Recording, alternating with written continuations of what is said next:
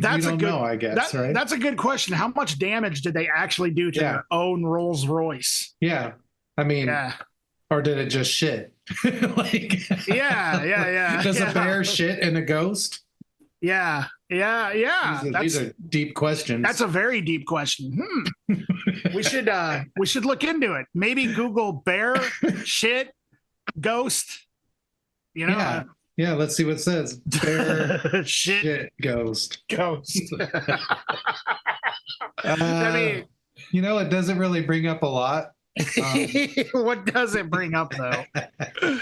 Well, there's a picture of a ghost. It looks like maybe AI painting or something of a ghost setting with a teddy bear. It's pretty cute. Oh, that's nice. Honestly, that's about it.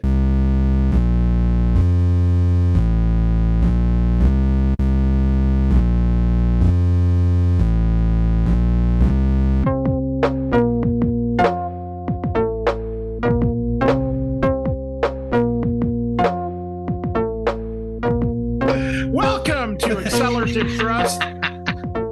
Wait, hold on. I need to start over. Greetings, citizens of Earth. Welcome to Accelerativ Thrust. My name is Dan. And I'm Erik. Holy crap, it has been forever. It's been a little while, man. I think the last time we heard from you guys was, well, I guess technically we never hear from you guys. Right. But it was the Halloween, because, any messages we get are on the screen. We don't actually, like, you guys don't, those days of the 90s where it was,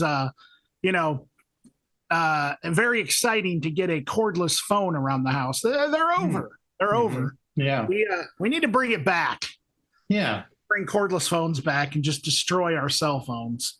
That way, well, I don't know what would happen. What would happen if we did that? If we personally, you and I, destroyed our cell phones? Just us. That's it. It wouldn't matter. We would definitely lead some sort of it would be a new, what do they call that? A movement. It would be a movement. And bowel movement. we would try to get, we would try to get other people to join, and it would just fail. Yeah. A failed movement. Even before it starts. So let's just not. Okay, so we're not going to do that. Yeah, but what I've learned is if you can't beat them, just give up and complain on the internet. That's seemingly the most action people will take these days. I'm mad. But if we did that, we there's a chance that we would show up on one of those strange news of the past sites where they'd be like, that one time when Dan and Erik decided to destroy their cell phones, and and then they would just do like this big long article about it, that one time Dan and Erik talked about possibly destroying their cell phones. And just like always, it never goes into action. No. Although there is plenty of action in life. I mean, I like ninjutsu and karate and things like that. I mean, it's all very action forward, action packed. Yeah, action packed, and it exists. My brain isn't working very well today. I got to be honest. Yeah, mine. I don't know what happened to mine. I think mine is just I think it's somewhere between working and not working. Did you see the trend that's been going on lately where they've been taking metal albums and making them sound like 60s garage, like 60s pop music? Yeah, I saw Slipknot, which I've never listened to the original. Really, dude, but I thought it was good. I've heard their original a few times, just because the people I ran around with were really into Slipknot, and I can tell you that the 60s, I do not care. The 60s garage version of the Slipknot album, the first Slipknot album, or the self-titled one, I guess technically it's their second one, but is fucking it fits so well. There's the song on the original Slipknot where it's like, you can't see you can't see California through without Marlon Brando's eyes. You can't see California, like screaming like that. Dude, the fucking 60s AI garage pop version is like, it sounds like the Beatles or something. And it's like, you can't see California without Marlon Brando's eye. It's just like, it's so good. Nice. It's like the lyrics like actually fit. And like, that's one of those things where it's like, I'm just as skeptical as everyone about AI, but you can't deny that maybe there's some interesting stuff coming from it. I, for one, welcome our new insect overlords. No, seriously, I'm all in on AI. I love it. I love everything about it. We can't get away from it. We can't fight it. So we might as well embrace it and utilize it for all the amazing things that it can do that we cannot do. That's what scares people, is like they don't want to be replaced. Well, too bad. You already have been. So get used to it. So now let's turn AI to translating animals so we can talk to each other. It can do that. It's going to be awesome until my cat really lays into me for not cleaning his litter box enough. But you know what I'm saying? Like, it's going to be amazing. All the things that we can't figure out, it can, because it's not encumbered by feelings and wrong information and stuff. And if it finds out it was wrong about something, it just says, oh, okay, well, I changed my position because I was wrong. That's amazing.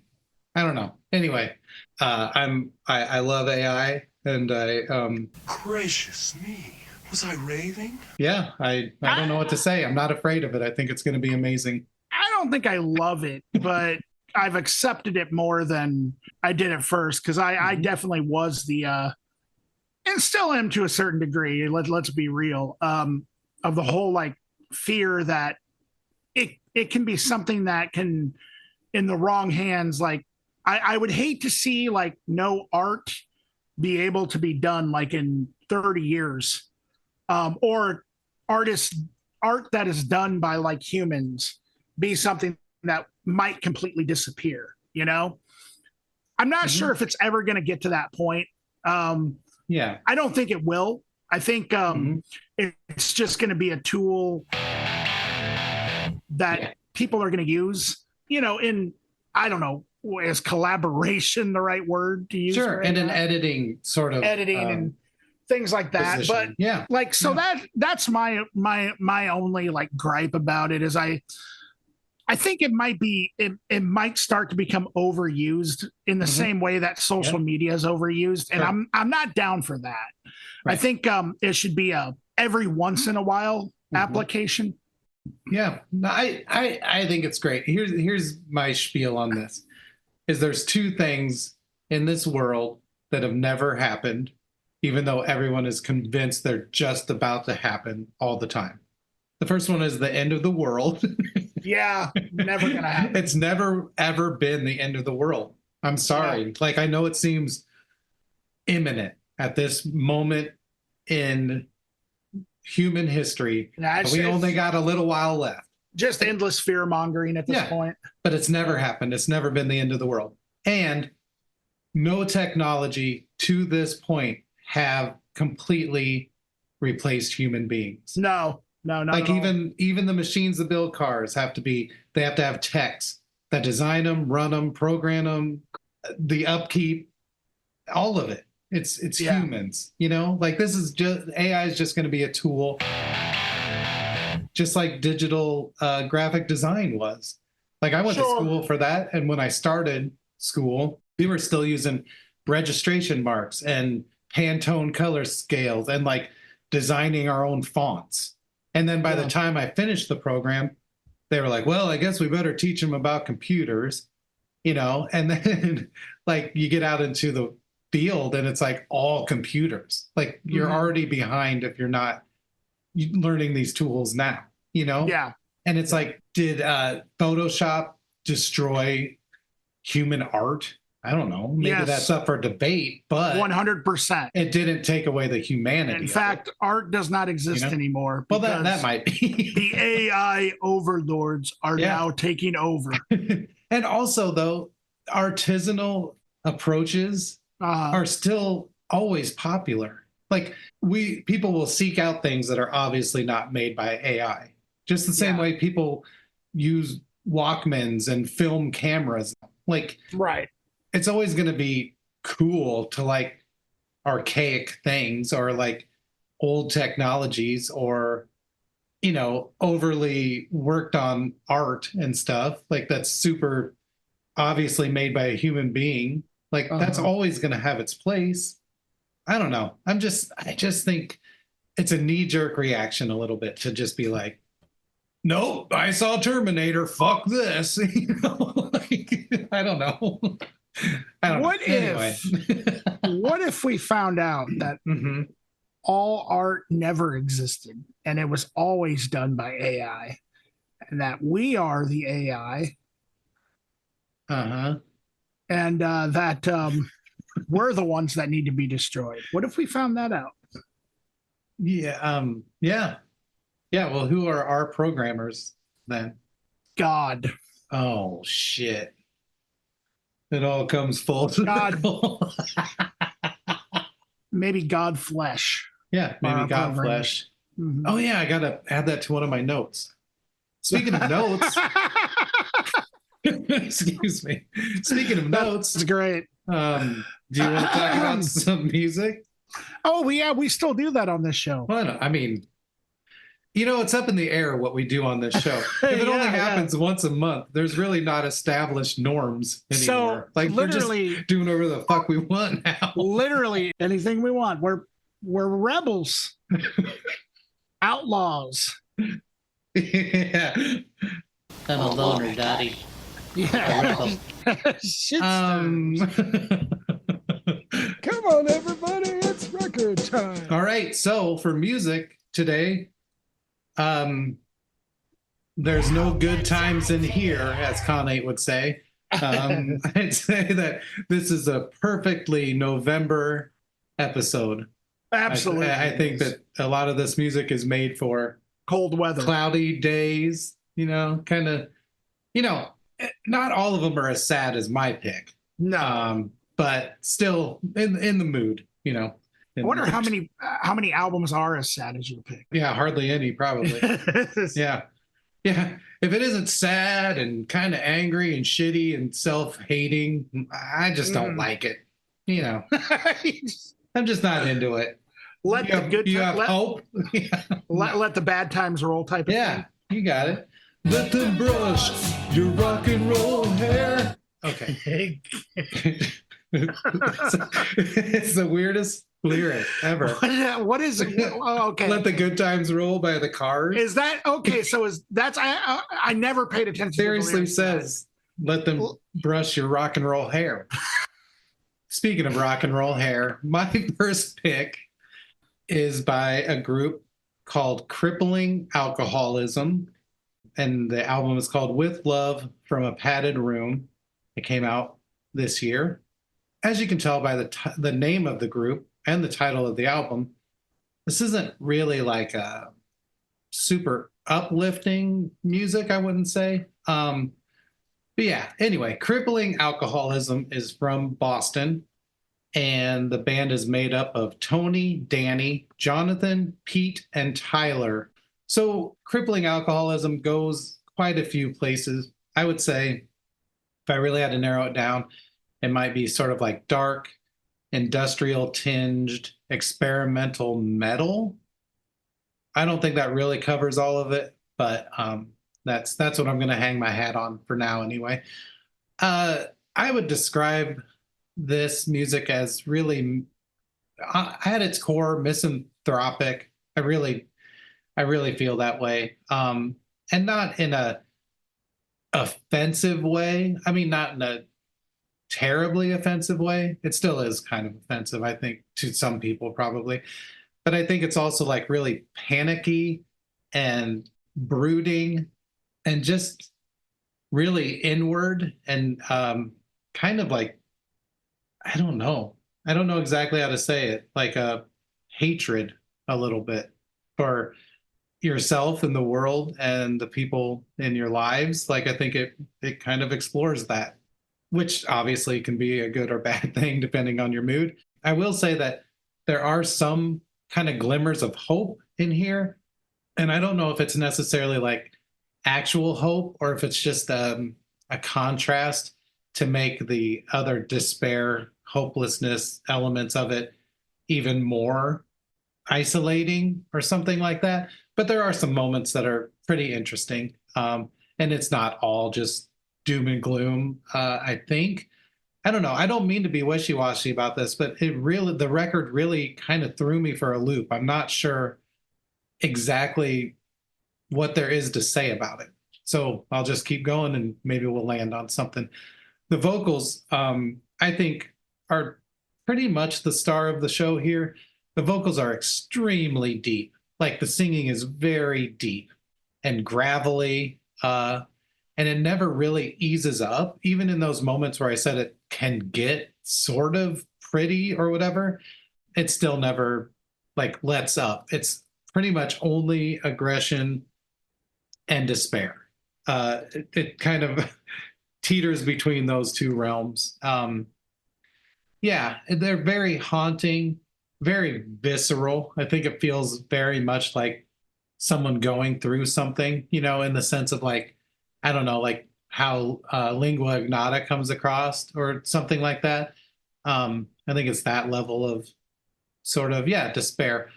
The guitars are interesting. They're really post rockish and a little like no wave-ish at times too. Lots of chorus on the guitars and reverb, things like that. A lot of almost like Deftones-ish guitars. I know that sounds weird, but then it gets into very heavy guitar work. And that's kind of the metal side of things. But I wouldn't say this comes out of the gate just as metal. It's like something they have in their toolbox that they can utilize when necessary. There are synths on this record or organs, and they counterbalance sort of everything else, I think. They're mostly atmospheric, but also they add those kind of pretty moments to it, and also sometimes kind of pop elements too, which is a weird aspect of this. Is there are moments of kind of pop. There's a song called Lipstick with No Lips. This one comes off as like really poppy, almost like Perfume Genius or something. Like it's really an odd little song, and it stands out in this. I don't want to say it doesn't fit because it has a lot of the same elements, but it stands out as something sort of different. And there's a severe synth pop element to this one song. The drums and bass do more than just like hold the song together. They really have their own voice and a presence.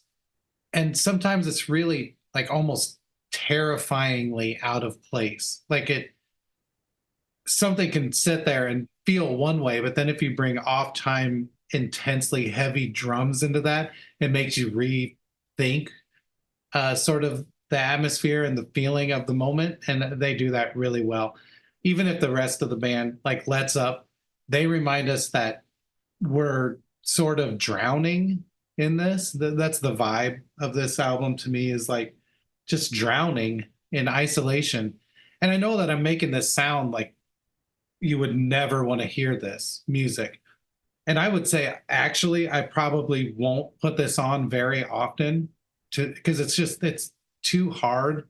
It's kind of like that Today is the Day record we talked about. It's like amazing. And if you're in the right mood, there's nothing else that's going to do what this does. And it's perfect for if you're in the mood for this thing. But otherwise, yeah, I'm probably not just going to throw it on and chill out to it, because it's intense stuff. Anyway, I think if you're into experimental metal, industrial metal, and even sort of like dark folk, and I'll get to that in a second, I think that you would like this. Recommend it if you like, or whatever things that it reminded me of, that kind of thing, or fans of. The first one I want to list is Sleepy Time Gorilla Museum. And it's a vibe, and it's also the vocals. Of Natural History by Sleepy Time Gorilla Museum, I find to be an amazing album. It came out a long time ago, but I still think it feels new. It feels weird enough to be new. But anyway, there's an element of that to it. Vocally, again, I don't know if, Dan, you've listened to this band called N Minor, E-N Minor? No, I have not. Okay, so N Minor is, and this pains me to say it because I hate him almost as much as Enemy Chuck, but Phil Anselmo is the singer. Are you talking to me? And it's sort of like dark lounge almost. But it's way better than I want it to be. I don't want to say I like it, but I kind of do like it. But the way Phil Anselmo sings in N Minor is very similar to Crippling Alcoholism's vocals. Other things, the Swans, big time. Skinny Puppy, are all around, but specifically the album The Process, and even more specifically the song Cult, very much the vibe of this. Kind of the Cure, like Pornography era Cure, as far as those really chorusy guitars. Maybe some Juju, Godflesh, Fear Factory. Yeah, you kind of see where I'm going with this. But I do think it's a cool album, and it's really, like I said, if you're in the mood for this, you're not going to find anything more perfect for this feeling than this. So I don't know. I would say I liked it, but be careful. Yeah. What do you think, Dan? Yeah, I think you hit the nail on the head so much in your assessment, Erik, that I really don't have much to really add, because the way you felt about it is pretty much exactly the way I felt about it. It's a very dark and dynamic record. For what it is, it does have a lot going on in it, which you touched on. For me, the vocals are really what gives it its identity. I mean, I think the singer has an amazing voice. It's this really sort of deep baritone, but also kind of gritty. Like, and then on at least a couple of songs, he all of a sudden switches into this metal growl that is just like, which gives it almost like a stoner metal feel at times.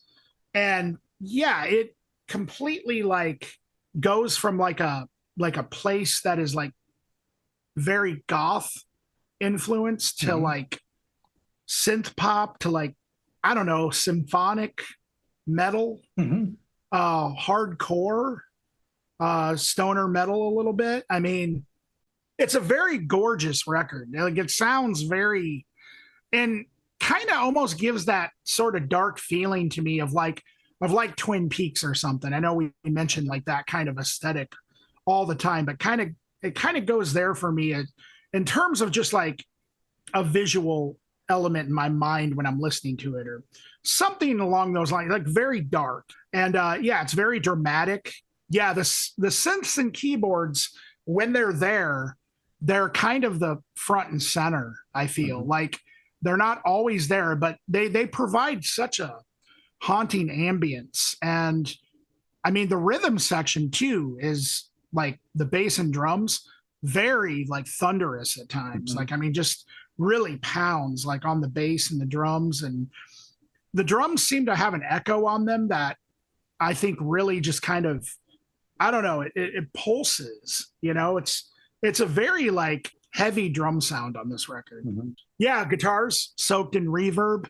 But yeah, this is definitely not the type of record that you're going to listen to lighten up your mood, you know, by any means. I do think that records like this, like you mentioned, Lingua Ingata, records like that, yeah, they're for a very specific time and place. Like, at least for me, like, I would really have to be in the mood to listen to this, or just be like a huge fan of this kind of music, you know, which I do like this kind of music. It's very interesting, but yeah, no, I would have to really be like, okay, well, what specific probably would have had to have happened in my life to be like, I'm going to put on Crippling Alcoholism today, you know, which, I mean, if that's not a name, that doesn't say it all. I really don't know. I mean, if you don't know what you're in for just from the title of the band, that it's 100% that. Yeah, and it definitely touches on lyric themes, I think, of just kind of definitely like depression. I think it's definitely more than that, but yeah, like kind of like maybe just sort of assessing like how much you enjoy the company of people around you and things like that. And it's definitely for me like it would be music for like a lonely evening, or something like that. Like you're not going to put this on with a bunch of friends like when you're like eating popcorn and watching a movie or something, So the stuff that this reminds me of. So voice wise, I sort of made like lists where it reminded me like musically and voice because I feel like he has such a specific voice. His voice kind of reminded me of like a cross between like all four of these vocalists, like Peter Steele, Michael Gira, Leonard Cohen, and a little bit of Tom Waits. Kind of thrown in together because, like I said, he has some grittiness to it. Now, as far as like musically, I think Swans, Typo Negative, I would say Acid Bath, maybe a little bit of Bauhaus, definitely Swans. Swans is probably the number one thing that I would compare this to for sure. But then there's also some other ones that, I don't know, maybe some people would agree or disagree. But when it does get heavy and it kind of does get into the metal parts, I hear a lot of like Mastodon going on, like during the heavy parts. And then I would say Mark Lanigan a little bit. I would say Leonard Cohen. And I would say even Faith No More and Nine Inch Nails.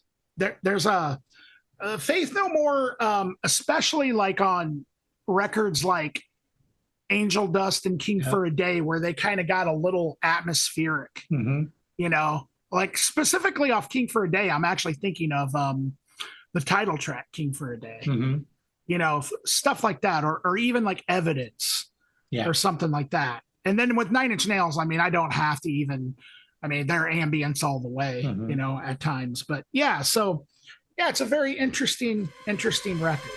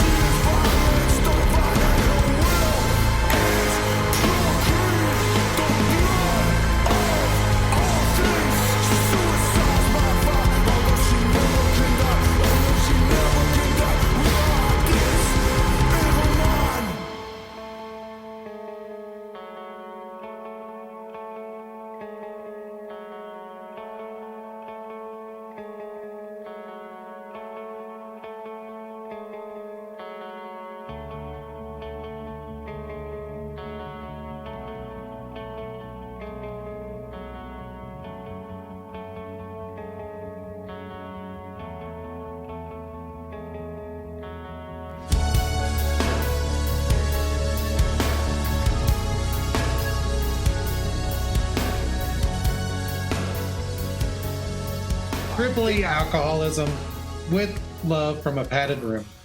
Pretty good. Yeah. So now on to I don't necessarily like using this term, but it does apply. If there's any band that we've ever covered on this show, it would apply to this band maybe more than anybody else, and that is a legacy band, the Melvins.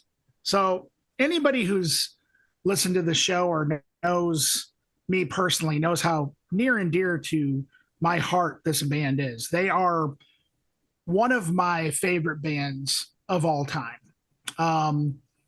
If I had to like the top tier as far as like how I would run a band personally if I became successful, there's like three bands that I can think of that I would put in that category. And Melvins definitely is one of them that I would just take so much inspiration from, just the way that they approach their band. And I'm not even talking musically. I'm talking just from a ethics sort of standpoint. Of course, Fugazi would be another one, and stuff like that. But anyway, aside from all that, so now I'm done with my rant on the Melvins a little bit. But the Melvins just dropped their 750,000th album. I mean, I don't even know. I don't even know how this band would even know themselves how many records they put out at this point. I mean, there was a period of time where they were putting out 4 or 5 records a year. I mean, which has kind of garnered them the reputation of being like the Frank Zappa of metal. And I can see that from that perspective, but I would say they're more like musically like a Captain Beefheart of metal. But anyway, aside from all that, for those who don't know the Melvins, well, I don't know what to tell you, but I will tell you. They're originally from Washington. They currently reside in LA, and the 2 core members of this band are King Buzzo, or Buzz Osborne, on guitar and vocals, and Dale Crover on drums. And they've gone through so many lineups throughout the years with different bass players and even different drummers. And this album is just another one of those experiments where they got a bunch of people just from random walks of life in the music industry and made a record with it. So Steve McDonald is still on bass, I believe, even as their live bass player at the moment. But he plays on this record. But this album also features Gary Chester on guitar, who is from a band called We Are the Asteroid. And then Ray Moyorga, who drummed for Ministry and quite a few other bands. I think Stone Sour. And so the way this album was approached and recorded is very interesting. So Dale Crover and Roy, the 2 drummers, would come in and play along to riffs that Buzz and Steven improvised. And then Buzz took those sessions and basically like chopped them up and decided what song or what parts of those sessions worked. And then he would write new music over top of those sessions and wrote completely new music. And so the songs were kind of written in like real time. And as Buzz said it in an interview, they've never really worked that way, because you can hear in a lot of the Melvins' early work that it sounds like a live band, like they probably just went into the practice space and hammered out a bunch of songs. Buzz probably showed up with ideas on his guitar, and they just, wrote songs like a rock band. But it sounds like this was kind of done in a way that include a lot of studio trickery, which is not the way that they normally work, at least according to Buzz. And what we have is what I think is a really crazy album that is oddly, at times, some of the most, and this is going to sound really weird, but at times is some of the most accessible stuff that the Melvins have ever done, but then some of the most out there stuff that they've ever done. The first song, just to let you know what you're in for, is called Pain Equals Funny and is 19 minutes long, which has to be probably, that might be the longest song that they've ever done.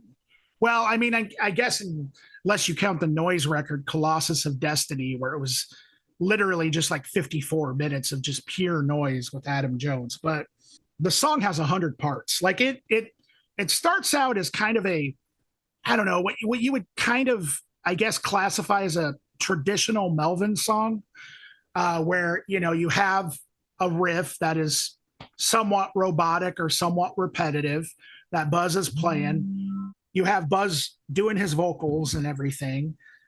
And then all of a sudden it fades out into this sort of noisy ambient part before like the last like 7 minutes or something is sort of this like freak out jam. I really have I don't really know how to describe it, but the way that that song is kind of constructed or kind of put together, it's almost like a I don't know, like a jazz song done through like the filter of like, I don't know, sludge metal or something.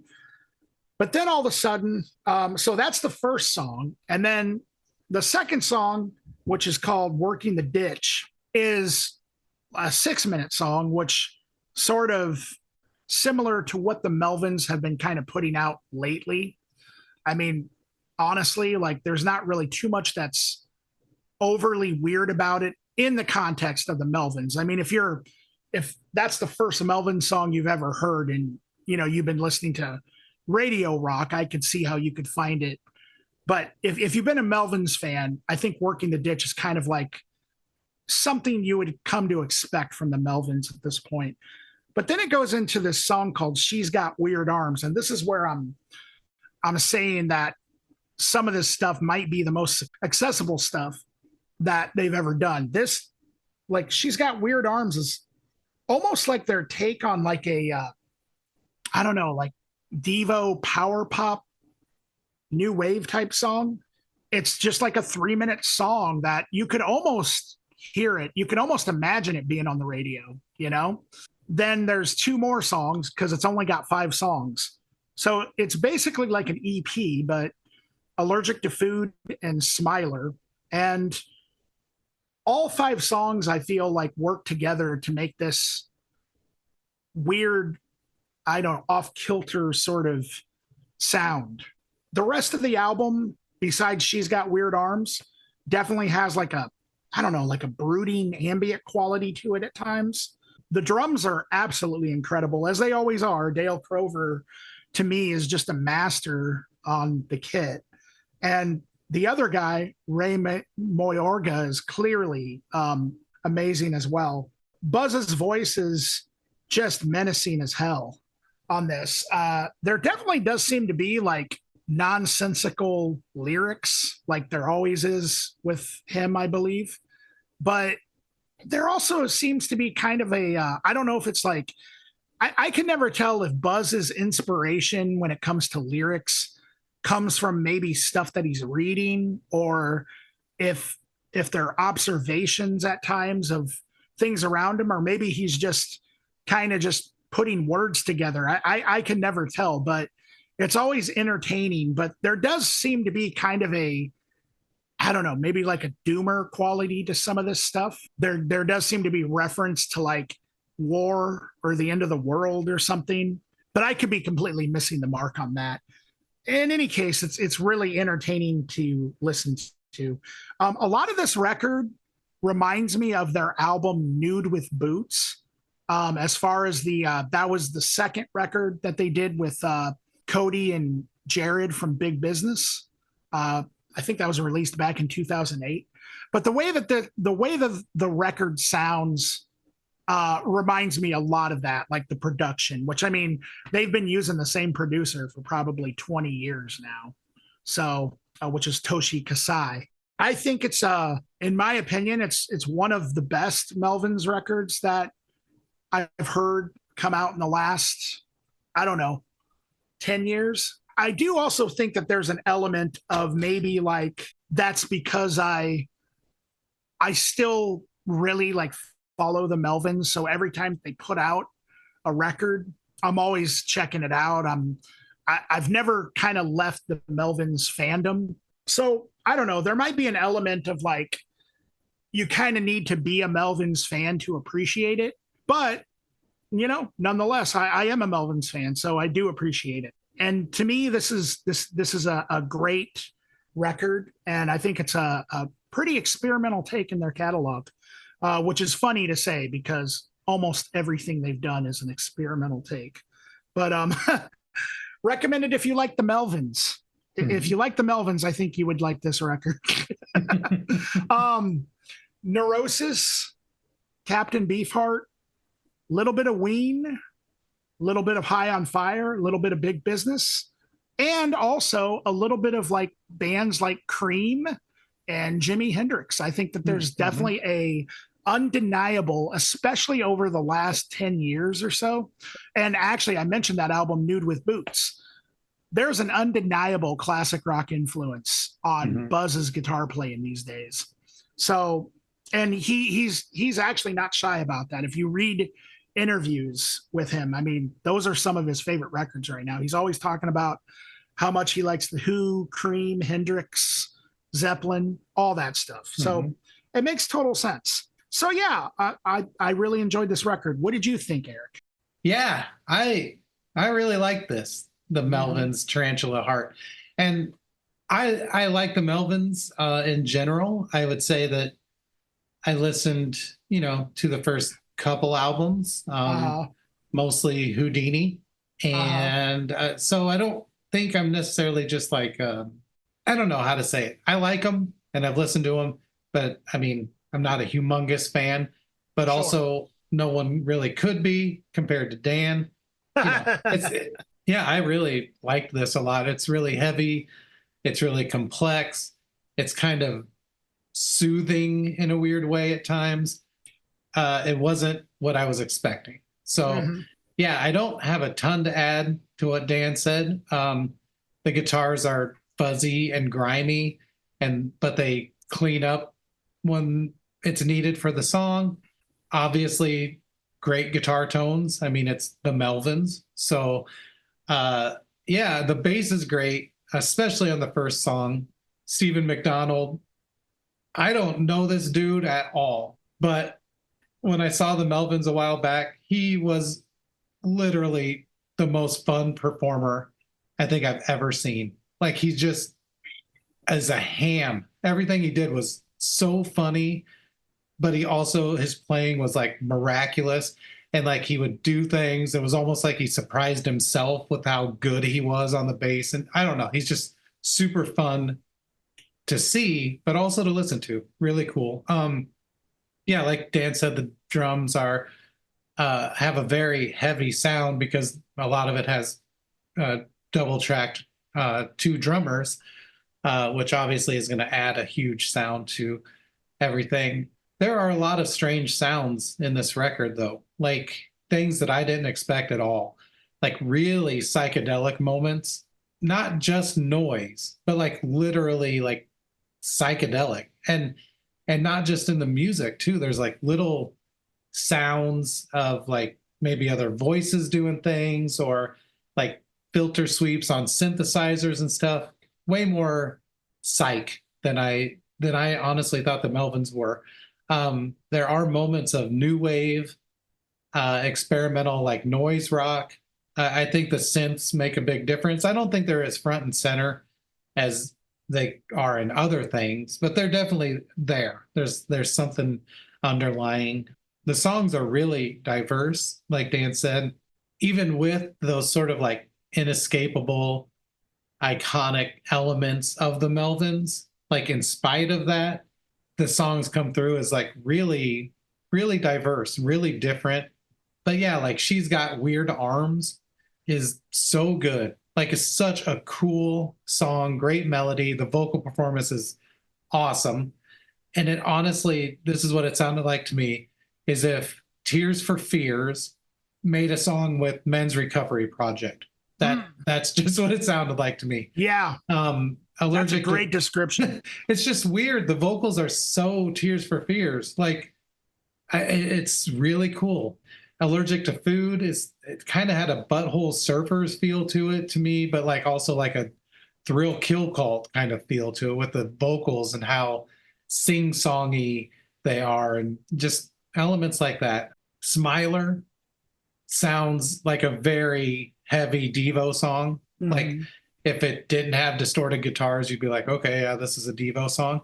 And it's weird because that kind of goes throughout the record after the first song. I wouldn't say the first song has much of that influence. And the first song is very long, but I would say, to me, it's more like a suite, kind of like the Abbey Road suite or something. Like, there's a main song, and then there's kind of an interlude musically into another song, and then another interlude. Like it doesn't feel like they just played a 19-minute song straight through, but presented as a piece that's still really cool. Like I said, I really enjoyed this. I was surprised because I think I thought I knew what I thought the Melvins did. Does that make any sense? But this was really different. And for me, the casual listener, I have listened to albums throughout the years, like one will bubble to the surface and I'll listen to it. And generally I'm left with sort of like, yeah, that's the Melvins. Cool. It was really good. But this one I was like, whoa, this is the Melvins? So just a slightly different take. But Dan already stole my joke about for fans of, because number one is Melvins. If you like the Melvins, this sounds like the Melvins. And it's not a joke either. Like it's a joke, but it's honest. It's for real. Yeah. Like, there's no way around it that they have become an influence unto themselves. You know what I mean? And I say that in a loving way, because I don't want to say like they've become a parody of themselves. That's a totally different situation. This is more just like they know what they do well and they're using those elements, but now they're also kind of building on it, and not just in a noisy way, not just in an experimental way, but in a songwriting way. It's really cool. I would say it reminds me a lot of d.i.y, and the psych elements of it sort of remind me of like King Gizzard or the OCs or something. Like it kind of gets into that psych territory. And then Devo, I don't know why it permeated through this whole record for me. It just like I could just hear, I don't know, if these songs were done on synthesizers and clean guitars, I would be like, oh, that's a pretty cool Devo song. Like it wouldn't even faze me. So it's just interesting to me. Kind of like that OCs record that we talked about that was real synth heavy. Like, there's just this element to it that kind of permeates through it. But yeah, Melvins, Tarantula Heart. Yeah. Pretty cool. Fantastic stuff.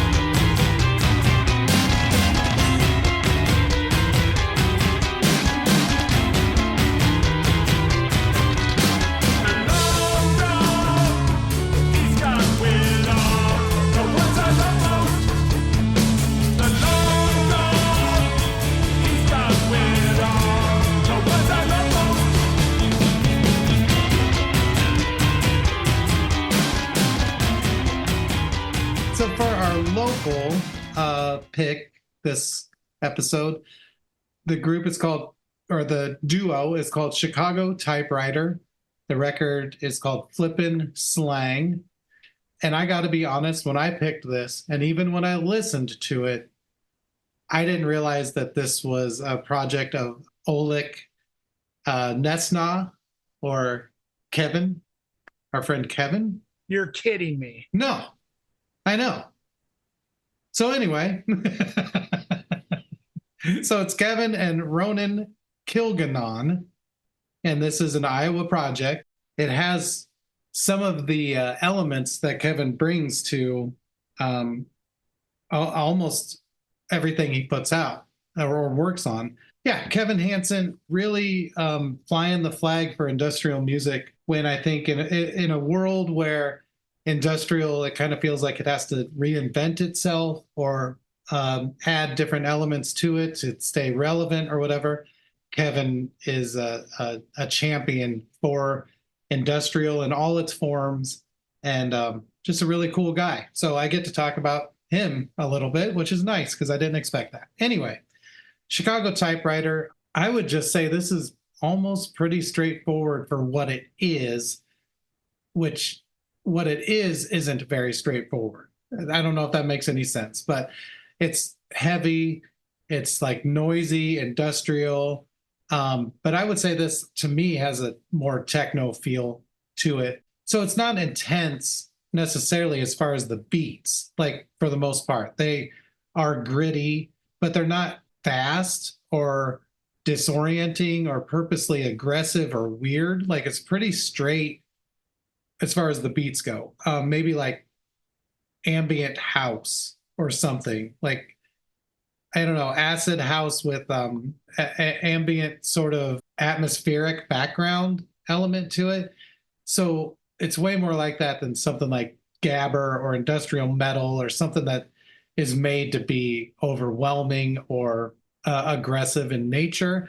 The beats, like I said, are just real straight for the most part, between 120, 130 BPM on most of these tracks, which I know doesn't matter, but if you like techno, that is sort of a defining thing where it falls in the beats per minute category, I guess. But with that said, the beats are solid, unrelenting. They hold everything together. They add an element of structure, which when it comes to industrial or techno or electronic music in general, like you're going to have these elements that are repetitive, that don't vary too much because you sort of need that scaffolding to add in all the more interesting elements or whatever. But what's happening in the background of these tracks is amazing, like really amazing stuff. There's some structure kind of put together as far as like synthy noise kind of stuff that may follow sort of a melodic pattern or whatever. But underneath that, it's just a very deep sort of atmospheric noise floor that's happening all the time. There's sounds of just like indescribable things moving and shifting and speaking and yeah, just living in this sort of fully realized world. And we're sort of like listening in, and you're like, you have to sort of listen intently to be like, what is happening there? Is that an alarm? Is that a door slamming? Is that someone talking? Like, what is this world that we're immersed in? And for me, I really liked it. I really enjoyed spending time in this world. And I would say upon first listen, it might feel like, oh, this is just techno or whatever. But I mean, if you really listen to it deeply, there's so much going on, and it's disarming. It's a little creepy, like there is a horror movie element to it, but it's not overt, like people just screaming and chainsaw sounds or whatever. But there is this creepy element to it. And I really enjoyed it. I like music like this. I don't think we cover, I guess you would say, dance music or techno or even electronic music, pure electronic music. We don't cover it as much on here as maybe other things, but I really enjoyed it. And honestly, if you like this kind of music, you're not going to go wrong with it. First and foremost, things that it sort of reminded me of, Disaster Piece with the It Follows score. I think it's very similar in the way it's constructed. Trent Reznor and Atticus Ross, their score work is similar as far as what's happening in the backgrounds of these songs. And maybe some older stuff like Frontline Assembly, or I don't know. I had a hard time actually figuring out exactly what this sounded like to me. But, at its core, I would say, yeah, it's industrial dance with a lot of atmospheric sounds in it that really kind of put you on edge. So yeah, what do you think, Dan? Yeah, I really, really enjoyed this. Man, that's amazing that this is one of Kevin's projects. Yeah. He's everywhere with this kind of stuff, isn't he? Yeah, he is one of the most prolific artists that I know of. Yeah, sure. And it's so funny because, spoiler alert, that's the first recommended if you like that nice. I put down. And yeah, so I literally word for word agree with everything you said. So I am just going to read my review because this is one of the most hilarious reviews I think I've ever written. So very dusty, dirty sounding techno, which you've covered, Erik. Mm-hmm. It sounds to me like dark, dingy dungeon dance music, because that's what it sounds like. It sounds like you're in a dungeon and there's this really like pulsating, like dirty, dusty sort of, you know, and it's not lo-fi. I gotta say that because my description, I would say maybe there is a little bit of lo-fi, but it really, really good sound. I picture this stuff in movie scenes where the characters enter a club and there's people dancing with strobe lights going everywhere, and somebody sneakily slips a sugar cube doused in ecstasy or LSD in the main character's mouth, like Mark Wahlberg in Rockstar. That is what I wrote down. Wow, nice. I can't imagine listening to this in any other environment than that scenario. So the only way I am going to listen to Chicago Typewriter in real life is if I'm getting slipped drugs not unknowingly. Mm-hmm. Yeah. Which is obviously not true because I know, yeah, I really, really like this stuff. But yeah, no, this stuff is great. It yeah, really dirty and really dusty. This is the kind of stuff that I like in this kind of genre. And I have to say that this is one of my favorite, if not my favorite project from Kevin that I've heard so far. I really enjoyed it. The stuff it reminded me of, obviously, Olik Nesna. Am I saying that right? I think so.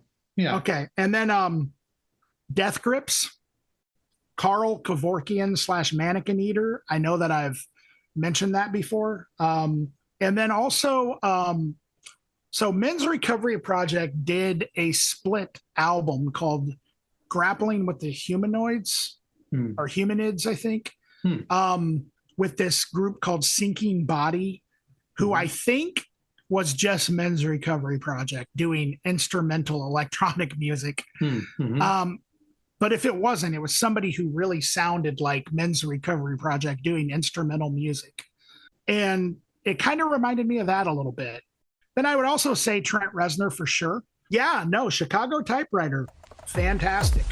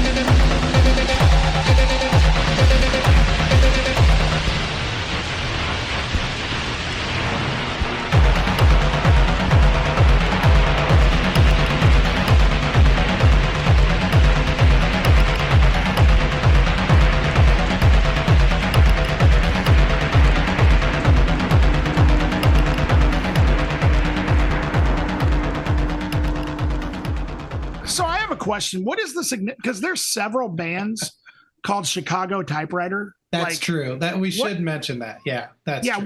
What is the significance of that? Yeah, I did look it up. It's a Tommy gun. Chicago Typewriter? Yeah.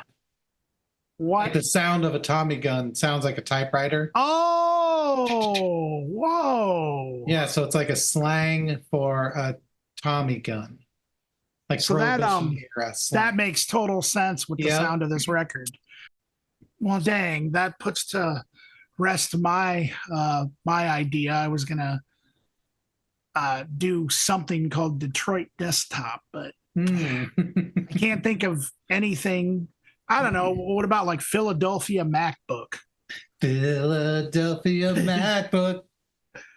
where you can get a steak and cheese online. Yeah.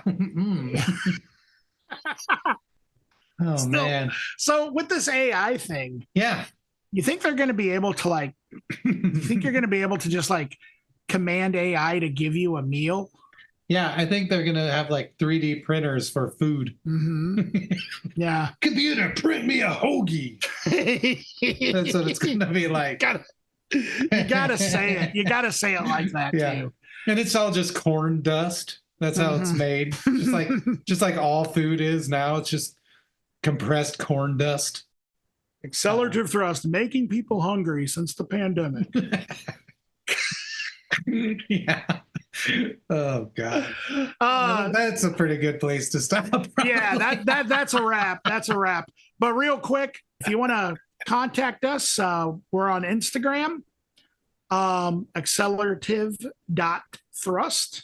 Also, you can email us, accelerativ.thrust@gmail.com, and let us know if we should be covering somebody, or if, we should if there's a band you want to hear, or there's an album you wish for us to review, or whatever, or just let us know what your thoughts are. All right, folks. Okay. Thank you for listening, and I think this is where we need to sign off for sure.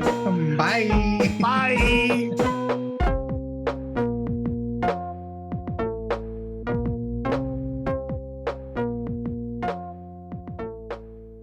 Translating animals so we can talk to each other. It's going to be awesome.